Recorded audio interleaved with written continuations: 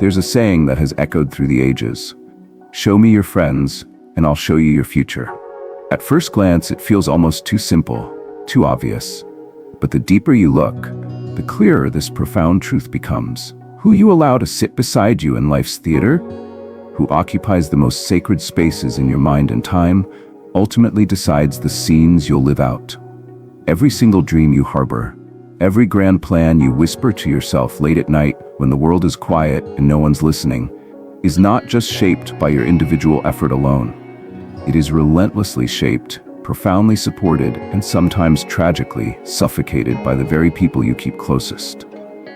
This is the often overlooked secret behind sustainable success and enduring fulfillment. The wrong crowd can, and often will, subtly sabotage your destiny. They don't need to do it with loud pronouncements or dramatic betrayals. They don't need to steal from you, break you down, or overtly undermine your efforts. All they have to do is sit next to you, day after day, week after week, with their small words, their tiny seeds of doubt, their subtle distractions, their invisible strings that gently yet firmly pull you away from your higher calling, your potential. Some people are fuel to your fire. They feed its flame, making it roar.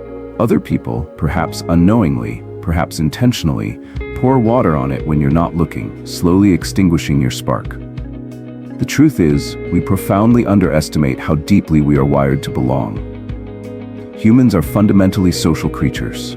Our brains are designed to crave connection, to seek out tribes, to adapt to our environment. We are predisposed to mirror the beliefs, the habits, the very excuses of the people we spend the most time with.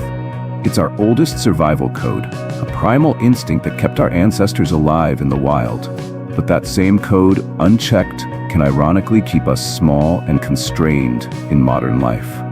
If you spend your nights with people who genuinely believe dreams are a naive joke, guess what insidious effect that has when you try to earnestly chase yours? If you share your boldest, most audacious ideas with individuals who have never dared to dream bigger than their immediate surroundings, do you genuinely expect them to cheer you on? Or will they quietly hope you stay exactly where they are, maintaining their own comfort? There's an ancient proverb that perfectly captures this dynamic. When you run with wolves, you learn how to howl. But when you fly with eagles, you learn how to soar. Consider this wisdom deeply. Look at your current circle. Who truly occupies that space? Who gets to speak into your life, shaping your perceptions, influencing your decisions?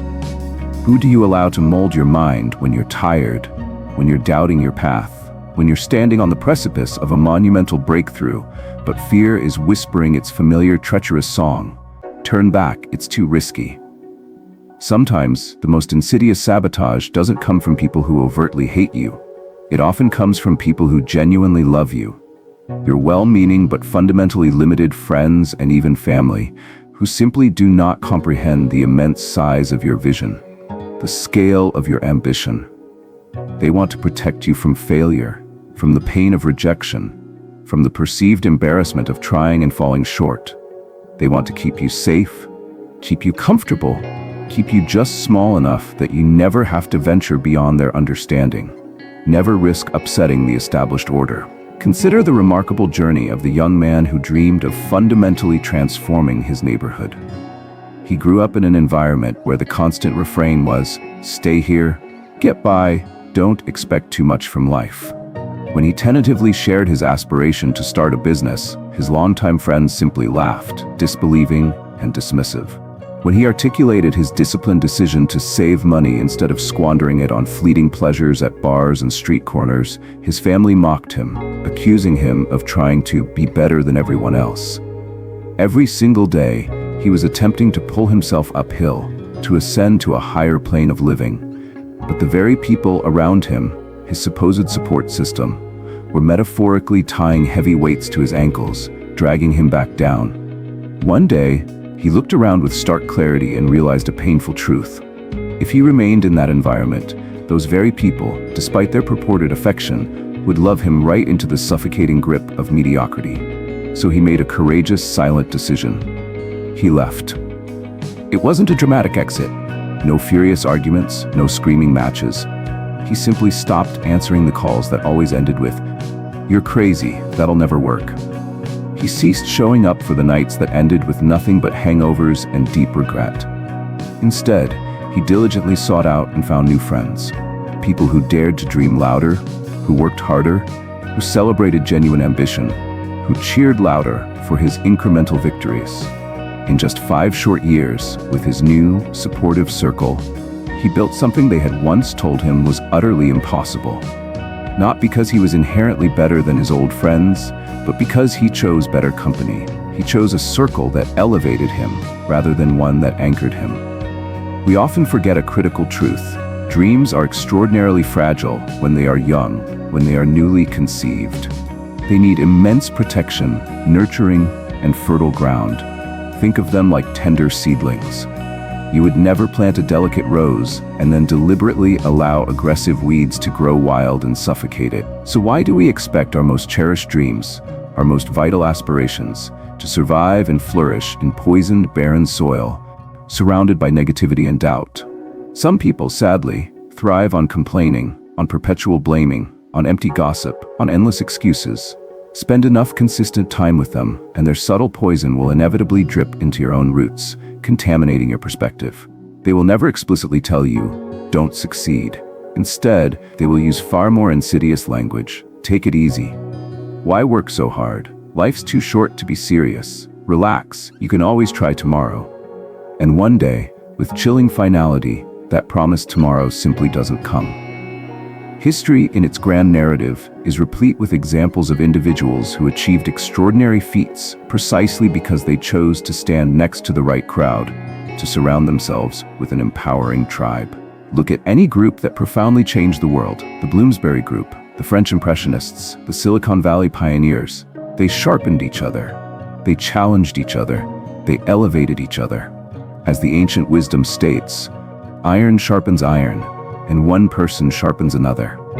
There's another powerful saying that directly addresses this. If you're the smartest person in the room, you're in the wrong room. Why?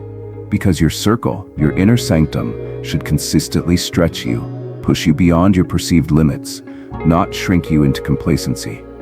If you confide your most ambitious dream to someone and they don't even flinch, it's not because your dream is too small, it's because they are too small for it. If they hear your audacious goal and immediately retort, "That's impossible," you've just learned a critical lesson. They are not your builder, they are your anchor. Anchors are not inherently evil, they serve a purpose. But they keep you safely tethered in the harbor when your true purpose, your destiny, is to sail the vast, unknown oceans. So with absolute honesty, ask yourself these vital questions. Who truly makes you better? Who consistently holds you accountable when you start to slack off, when your discipline wavers? Who genuinely claps louder when you win, rather than shrinking in quiet envy? Who says, "Try again, you've got this," when you stumble and fall, instead of the crushing "I told you so"? Perhaps you're thinking, "But I've known these people my entire life. They're my history." Good, appreciate them for the role they've played. Love them for who they are. But do not, under any circumstances, allow them to chain you to a life you no longer want, a future that no longer resonates with your evolving soul. Perhaps you're protesting, "But they're my family." Love your family unconditionally. Honor your connections. But when it comes to building the towering edifice of your future, build it strategically, with people who can genuinely see and champion that future with you. Seek out the ones who won't let you skip practice, who will remind you of your deepest why when you inevitably forget, who will literally drag you out of bed when your tired mind would rather sleep on your dreams. I recall reading about a man who, against all odds, built a global company from his humble garage. Every single Friday night, when his old friends were out engaging in fleeting distractions, he and 3 other like-minded individuals sat around a cheap, rickety wooden table. They planned, they argued passionately, they celebrated small wins, they laughed, and most importantly, they held each other fiercely accountable. Today, that garage is a legendary story, a testament to what's possible when people align. Not because they were predestined geniuses, but because they were profoundly united by a shared vision and the right, supportive tribe. When you run alone, you might move fast for a sprint, but when you run with the right crowd, a synchronized team, you can move incredibly far. enduringly. The right crowd is a true force multiplier. So many individuals never unlock their innate greatness because they cling desperately to the illusion of comfort. They fear being alone more than they fear being average, being stuck. They fear the perceived awkwardness of outgrowing people they have, in truth, already outgrown years ago. Let me ask you directly, who would you truly be if you stopped dimming your incredible light for the benefit of those who are afraid of your inherent brightness? You cannot pour the potent new wine of your future into old, brittle wineskins. You cannot build a soaring palace with people who still cling to the mindset of peasants. Sometimes to rise, you have to stand alone for a season, a period of intentional solitude, so that you can ultimately stand with giants for a lifetime. Yes, it will feel lonely to walk away from familiar faces. Yes, it will hurt to cut ties with people who have felt like family for years. But what is truly worse, losing them, or far more tragically, losing yourself and the monumental potential within you. Be brave enough to approach and sit at new tables, to engage with new ideas, new perspectives. Be humble enough to be the beginner again, to be the least experienced person in the room. Because that's where the most profound learning happens. Be smart enough, discerning enough, to recognize that every single new level of growth and achievement you aspire to demands a new, more aligned circle. And let's be clear, this is not about selfishness. This is about stewardship. You have been entrusted with an extraordinary gift, your unique mind, your finite time, your precious energy, your undeniable calling, your potential to create impact. Who you choose to share that sacred trust with profoundly dictates how far it goes, how much it grows, and how many lives it touches. If you consciously choose to plant your precious seeds of vision in dry, barren, unsupportive soil, don't be surprised when nothing truly grows to fruition. If you continually share your revolutionary vision with those who are fundamentally blind to possibility, don't be shocked when they simply cannot see it. This, then, is your urgent reminder: protect your circle as if your destiny depends on it, because it does. Intentionally build your tribe.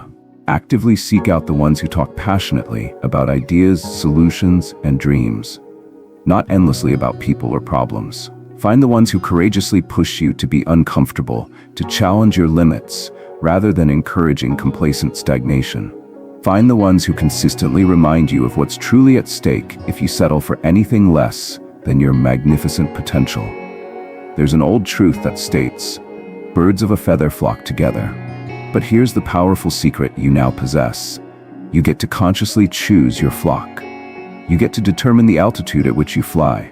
Some people, in their very essence, are like destructive storms. They drain your energy, leaving desolation in their wake. Some people are pure, life-giving sunlight. They illuminate your path and foster growth. Some people simply drain you dry, siphoning your ambition. Some people actively water your roots, ensuring you're flourishing. Take a hard, honest look at your life. Examine your current results. Then look at who you instinctively call when you're bored, who you text when you just want to waste time, who you choose to vent to when you're discouraged, who you carelessly trust with your most fragile, half-baked dreams. And if, after this honest assessment, you see that your current circle fundamentally does not align with your profound vision, don't hate them. That's not the point. Simply adjust your proximity. Not everyone, no matter their history with you, deserves front-row seats in the unfolding story of your greatest life. Sometimes, to honor your path, you need to clap for people respectfully from afar. Sometimes, to preserve your energy, you need to love people genuinely from a distance. And sometimes, with immense courage, you need to leave them behind so that you don't, devastatingly, leave yourself behind in the process. No dream you hold is truly too big. No goal is ultimately too far out of reach. But the wrong crowd, the unsupportive environment, will make both feel utterly impossible. Your destiny is far too important, too sacred, too unique to be carelessly left in the hands of people who do not respect it, who cannot see its grandeur. Your purpose is far too sacred to be left unguarded, vulnerable to the quiet erosion of doubt and mediocrity. Your future is far too powerful, too brimming with possibility, to be poisoned by small, fearful minds. So today, right now, ask yourself with unwavering conviction, who am I running with? Are they consistently pulling me forward into my potential, or are they subtly yet firmly holding me back? And if the answer that resonates within you scares you, good. That's precisely where real transformative change begins. That's the vital moment where you break the limiting cycles. You are one courageous decision away from a new circle, a new atmosphere, a new level of existence. Be brave enough to walk away from what no longer serves your highest good. Be wise enough to choose better, to choose elevation. Be strong enough to stand alone for a time, if necessary, until you find those truly aligned souls who will stand powerfully with you, multiplying your efforts, celebrating your triumphs, and lifting you higher. Because the wrong crowd can indeed sabotage your destiny beyond recognition, but the right crowd, the truly aligned tribe, can multiply it beyond anything you've ever imagined.